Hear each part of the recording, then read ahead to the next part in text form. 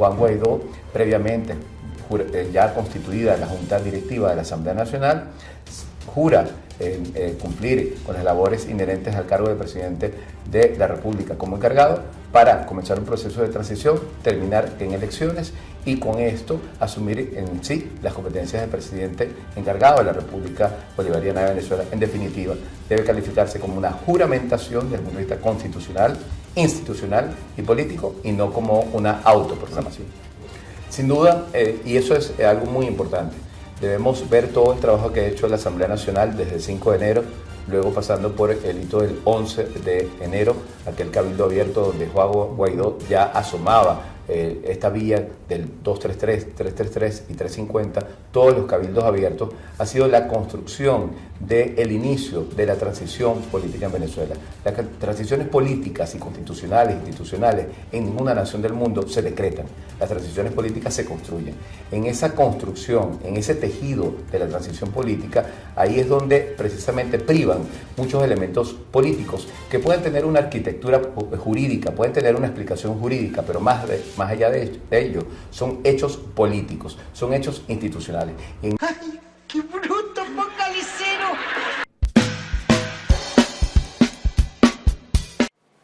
Hola amigas y amigos, bienvenidos y bienvenidas a otro programa del Dardo.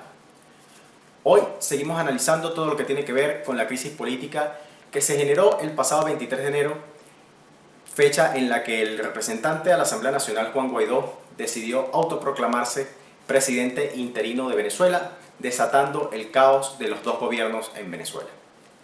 Ante este hecho se han generado diversas preguntas y una de las más importantes y que ha generado también debate tanto nacional como internacionalmente es precisamente la legalidad o constitucionalidad de este acto. En dicho debate hemos podido evidenciar opiniones tanto del mundo político como del mundo jurídico y entendiendo la importancia que esto tiene para el futuro del país, hemos querido intervenir en este debate también analizando los principales argumentos que ha esgrimido la oposición venezolana para justificar esta nueva aventura. Entendiendo que en este tema lo jurídico es simplemente una fachada o un instrumento para justificar una acción política de facto que busca sustituir al gobierno vigente actualmente. En esta lucha fratricida que tienen desde hace ya varios años la oposición y el gobierno para hacerse de los privilegios y las riquezas de la nación. Empecemos este análisis repasando un poco los orígenes de esta crisis. Como todos ustedes recordarán, una muy cuestionada Asamblea Nacional Constituyente convocó para el 20 de mayo de 2018 elecciones presidenciales. En estas elecciones no participó gran parte de la oposición y fue cuestionada por buena parte de la comunidad internacional. Sin embargo, se efectuaron dando como ganador al actual presidente Nicolás Maduro, quien entonces debía tomar posesión del cargo para el nuevo periodo presidencial el 10 de enero de 2019. Posterior a las elecciones del 20, la Asamblea Nacional de mayoría opositora, a través de un acuerdo parlamentario, y esto es importantísimo, a través de un acuerdo parlamentario, decidió desconocer tanto las elecciones como sus resultados y declarar que no había presidente electo en Venezuela. Este debate se llevó hasta el pasado 10 de enero, que mientras el presidente Nicolás Maduro juraba el cargo para el nuevo periodo presidencial ante el Tribunal Supremo de Justicia, la Asamblea Nacional aprobaba un nuevo acuerdo parlamentario que ratificaba lo declarado en 2018, pero además declaraba vacante el puesto de presidente de la República.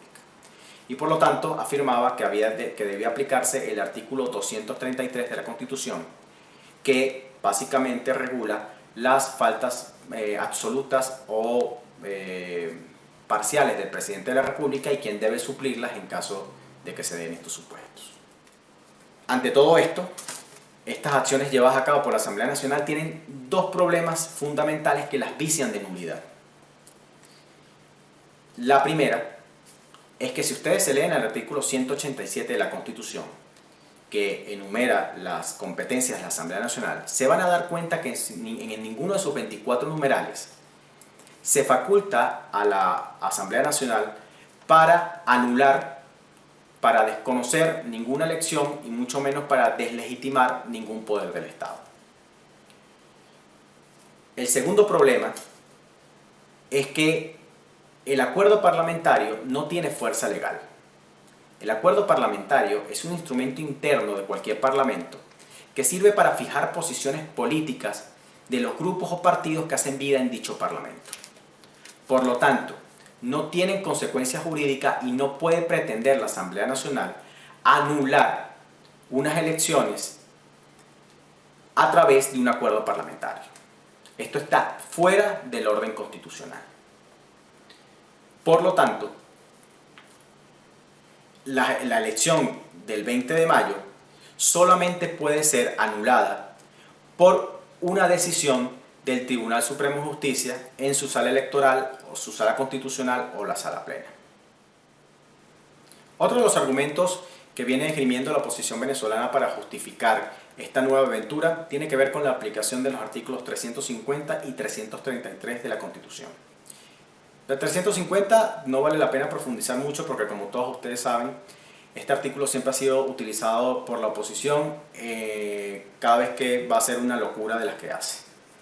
Sin embargo, el artículo 333 sí merece un análisis, porque como ustedes se van a dar cuenta, se va a convertir en el gran justificador de todos los desmanes y barbaridades que en este momento se está planteando hacer la Asamblea Nacional y la oposición venezolana.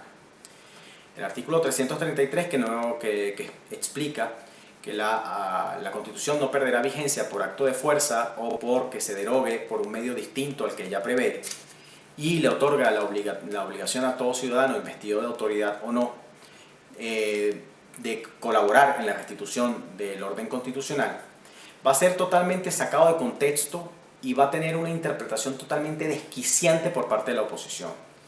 Y como les dije, va a ser el gran justificador de todo el reordenamiento del Estado y del realineamiento de todos los elementos políticos y económicos, de tal manera que sirvan a los intereses de la oposición y sus financistas, pero desaplicando las mismas normas constitucionales.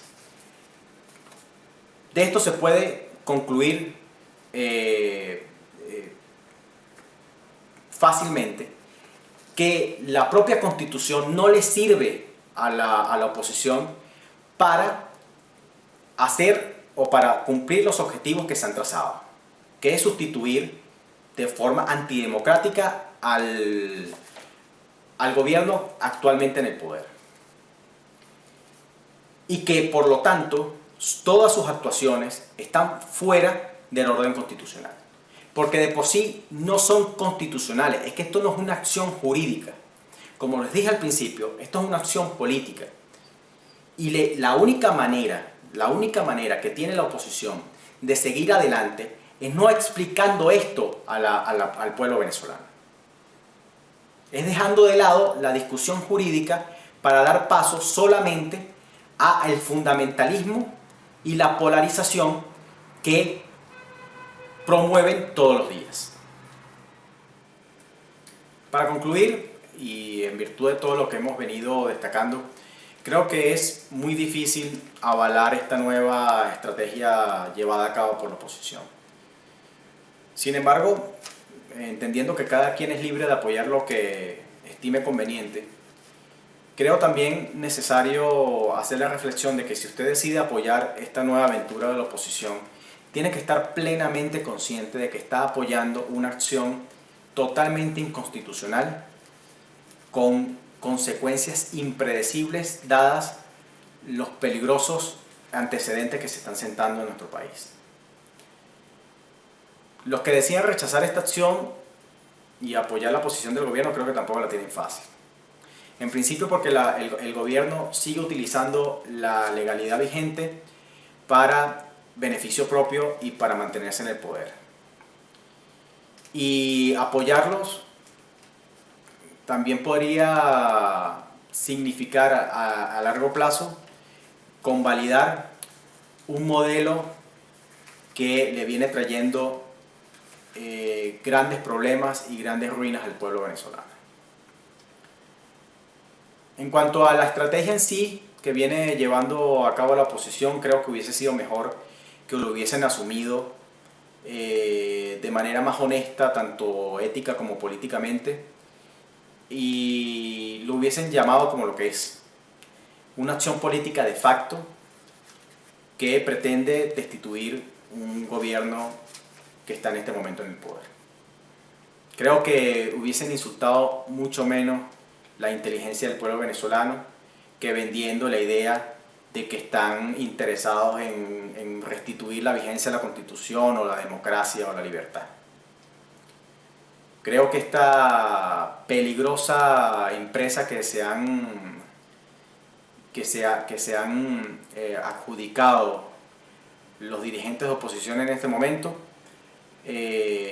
nos pueden traer consecuencias impredecibles, incluyendo la posibilidad de un conflicto armado. Y creo que el pueblo venezolano ha sufrido lo suficiente como para también llegar a estos extremos.